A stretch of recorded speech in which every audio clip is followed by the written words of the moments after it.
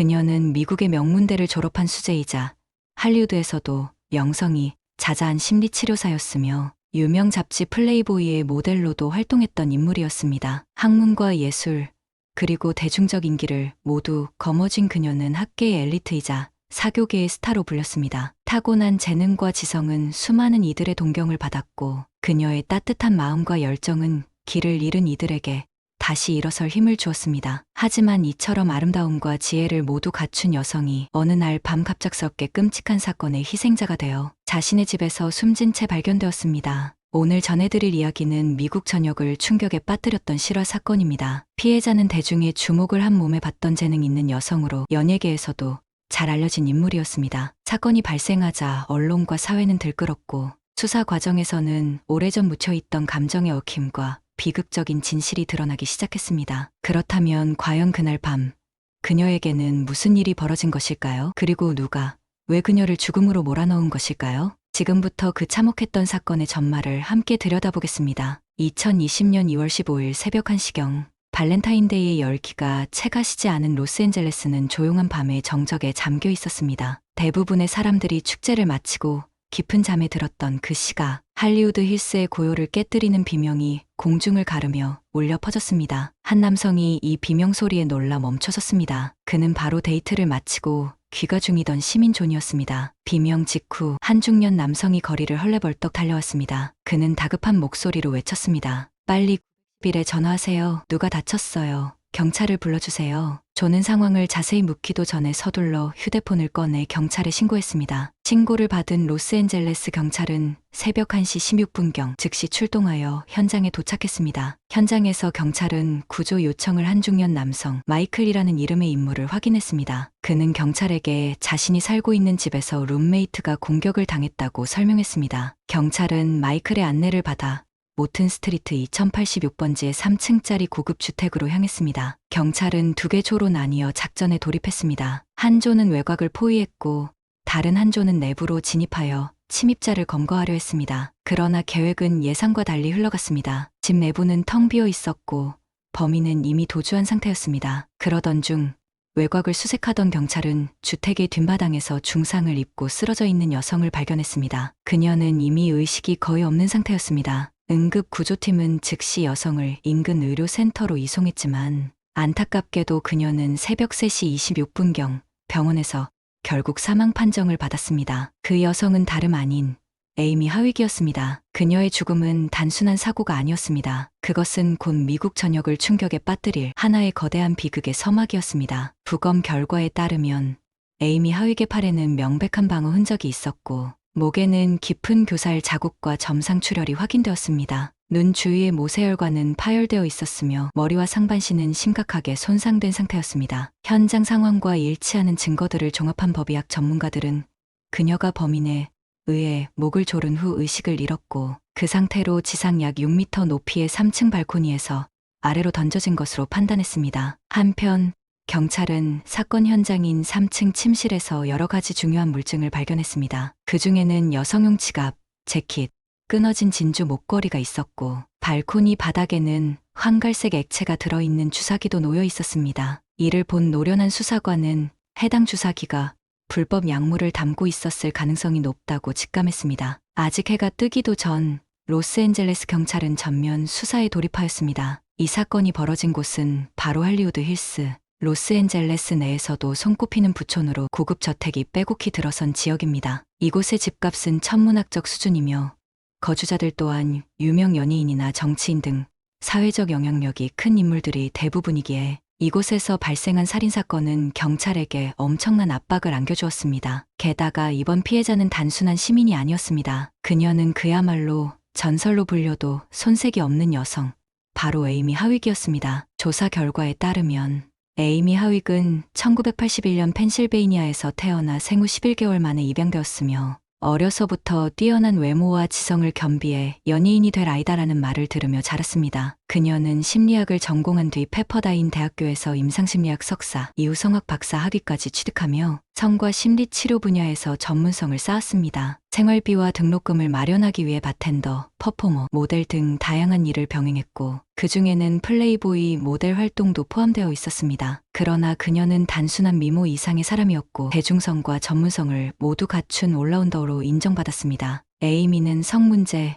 부부 갈등, 불안장애 등을 다루는 심리치료사로서 많은 사람들의 삶을 변화시켰고 특히 성교육 분야에서는 강해 유튜브, 블로그를 통해 대중과 적극적으로 소통하며 명성을 얻었습니다. 2014년 출간한 저서 여성을 위한 새로운 섹스 바이블은 큰 반향을 일으키며 그녀를 성담론의 선두주자로 세웠습니다. 사건 직전 그녀는 공익의료단체와 협업하며 저소득층을 위한 무료 심리상담 프로그램을 준비하고 있었습니다. 그녀는 정신건강이 일부 사람만의 권리가 아니라 모두의 권리라고 믿으며 실천에 옮기던 중이었습니다. 그러던 중 2020년 2월 15일 새벽 에이미는 로스앤젤레스 할리우드 힐스의 자택 뒷마당에서 의식불명 상태로 발견되었고 결국 새벽 3시 26분 사망 판정을 받았습니다. 부검 결과 그녀는 심각한 목 졸림과 격렬한 타박상 그리고 3층 발코니에서 밀려 떨어진 충격으로 사망한 것으로 확인되었습니다. 현장에는 끊어진 목걸이, 여성용 소지품, 황갈색 액체가 담긴 의심스러운 주사기 등이 발견되어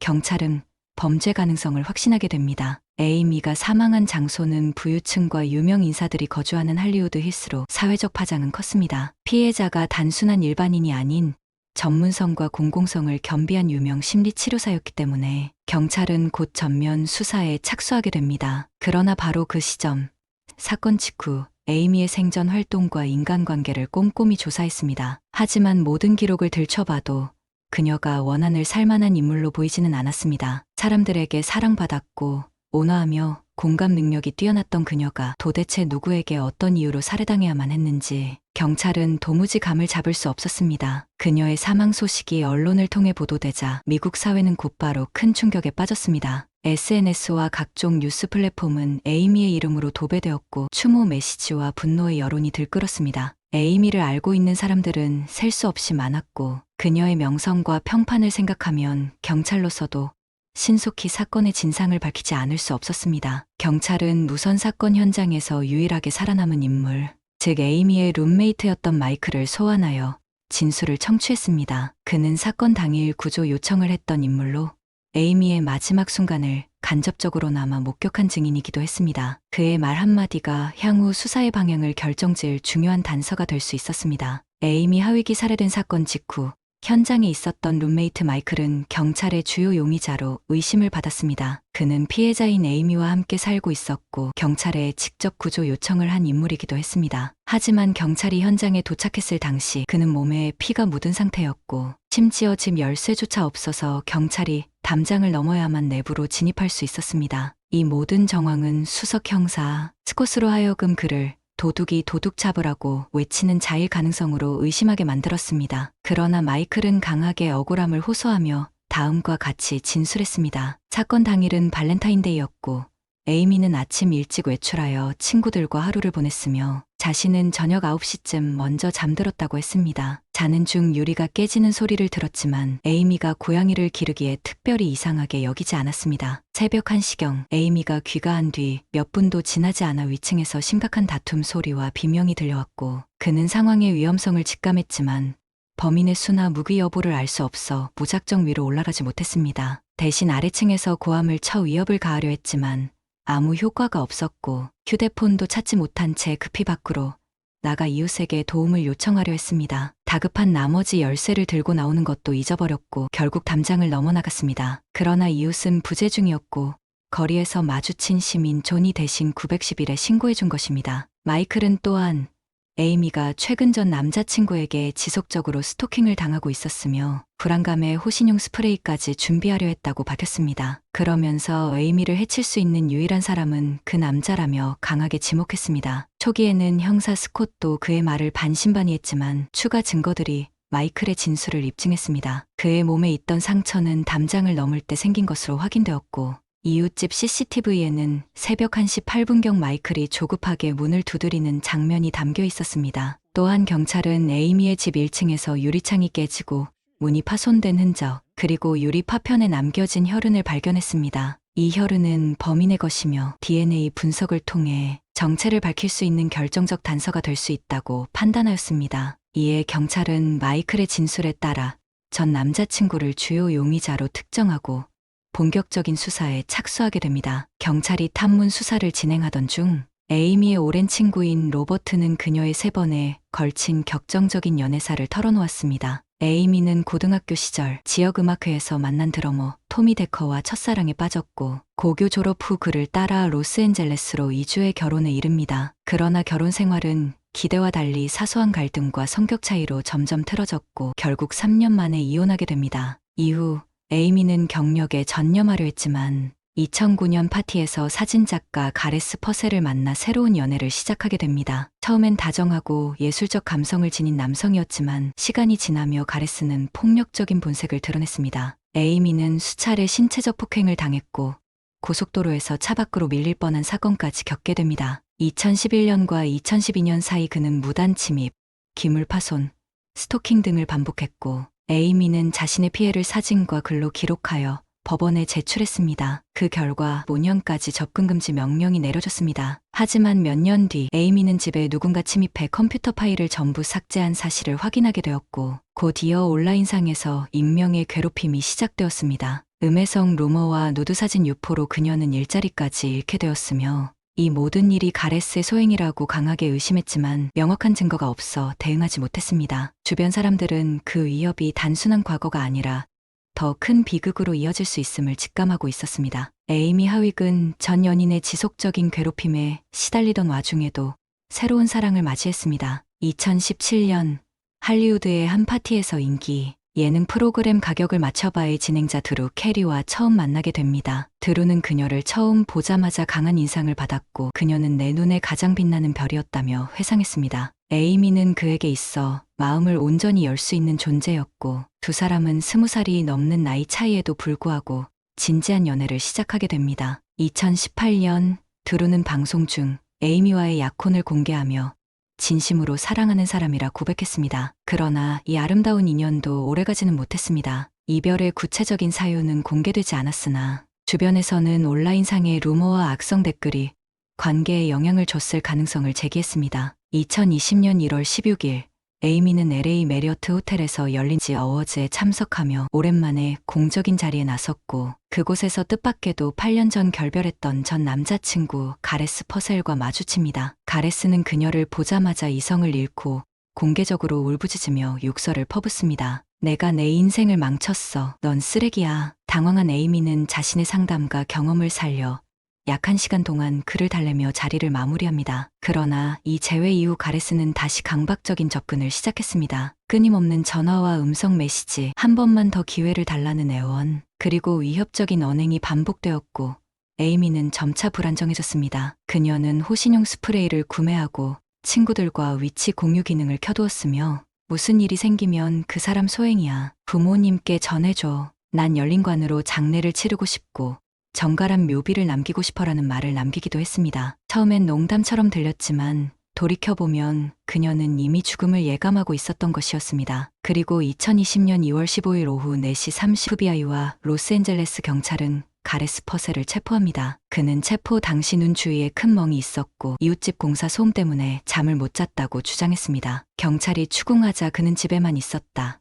아무것도 모른다며 모르쇠로 일관했습니다. 그에게는 보석금 200만 달러가 책정되었고 그는 이를 곧바로 납부해 석방되었지만 다음 날 곧바로 재구속됩니다. 그 결정적 이유는 다음과 같습니다. 사건 현장에서 채취된 깨진 유리 조각의 혈흔 DNA가 가레스의 것과 완벽히 일치했고 에이미의 손톱 밑에서는 그의 피부 조직이 검출되었으며 이웃집 CCTV에는 2차례 그의 침입 장면이 기록되어 있었습니다. 한 번은 얼굴을 가렸으나 두 번째에는 측면 얼굴이 명확히 찍혀 있었고 당시 시간대와 에이미의 귀가 시점까지 모두 일치했습니다. 이로써 경찰은 가레스 퍼셀이 범인임을 입증할 수 있는 결정적 물증을 확보하게 되었고 사건은 새로운 국면으로 접어들게 됩니다. 가레스의 자택에서는 현장에서 발견된 주사기와 동일한 형태의 주사기가 추가로 발견되었습니다. 화학 분석 결과 주사기 안에는 고농도의 니코틴 용액이 들어 있었으며 전문가들은 해당 물질이 정맥 주사로 들어갈 경우 몇 분 안에 사망에 이를 수 있고 사후 검출도 어렵다고 밝혔습니다. 이로써 수사당국은 주사기, DNA,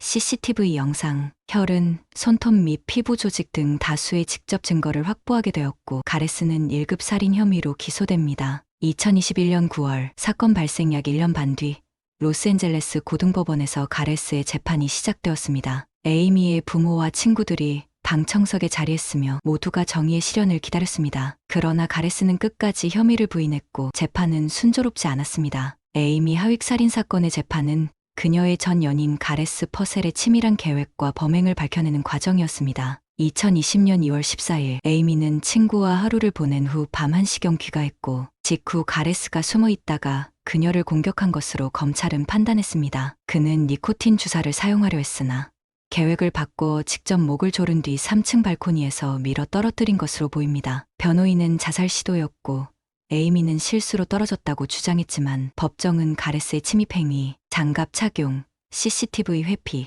에이미의 질식 상태 등을 근거로 이를 일축했습니다. 또한 에이미가 생전에 남긴 이메일과 가레스의 교도소, 내 발언 녹음이 공개되면서 범행 동기와 사전 집착이 드러났고 결국 가레스는 1급 살인 혐의로 유죄 판결을 받았습니다. 2023년 9월 8일 로스앤젤레스 고등법원은 가레스, 퍼셀에게 1급 살인죄와 주거침입죄 모두 유죄를 선고하였습니다. 이에 따라 그는 가석방 없는 종신형을 받았고 에이미 하윅의 장례 비용 7,500달러 및 그녀의 부모가 부담한 법률 비용 전액을 배상하라는 판결도 함께 내려졌습니다. 이날 선고 결과가 발표되자 법정은 깊은 정적에 잠겼고 이어 곧 에이미의 부모와 친구들은 참았던 울음을 터뜨렸습니다. 오랜 시간 억눌러왔던 슬픔과 분노가 눈물로 흘러나왔고 법의 심판이 마침내 이루어졌다는 사실에 모두가 비로소 숨을 돌릴 수 있었습니다.